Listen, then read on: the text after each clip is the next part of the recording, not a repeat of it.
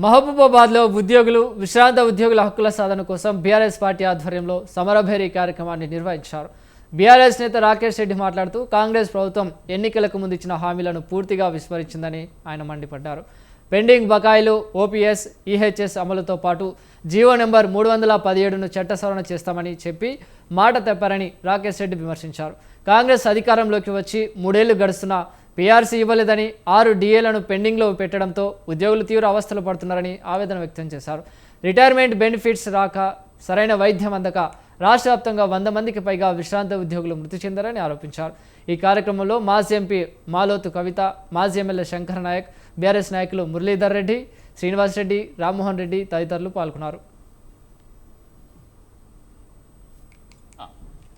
ఒకవైపు ఆశా వర్కర్లు, ఇంకోవైపు అంగన్వాడీ వర్కర్లు, ఇంకోవైపు విద్యుత్ ఆర్టిజన్లు, మరోవైపు రిటైర్డ్ ఉద్యోగులు, ఈ రకంగా ఉద్యోగులు, చిరుద్యోగులు, రిటైర్డ్ ఉద్యోగులు, విద్యార్థులు రోడ్డెక్కి ఈరోజు రాస్తారోకోలు చేస్తున్నారు, ధర్నాలు చేస్తూ ఉన్నారు, రోడ్డెక్కి రోధిస్తూ ఉన్నారు.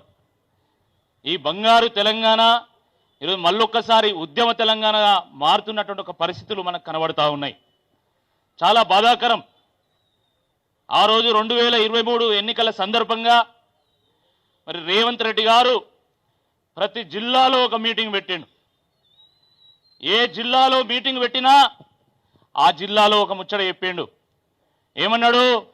ఉద్యోగులను మేము కళ్ళల్లో పెట్టుకొని కాపాడుకుంటాం, ఉద్యోగులను గౌరవంగా చూసుకుంటాము, ఉద్యోగులకు ఉన్నటువంటి పెండింగ్ బకాయిలను మేము చెల్లిస్తాము, మేము పీఆర్సీ ఇస్తాము, పెండింగ్ డిఏలను క్లియర్ చేస్తాము, హెల్త్ స్కీమ్ను తీసుకొస్తాము, 317 జీవోను సవరణ చేస్తాము అని ఆ రకంగా ఉద్యోగులకు ఇచ్చినటువంటి హామీలు రాస్తే రామాయణం అవుతుంది, లేదా శాంతాడంత లిస్ట్ అవుతుంది.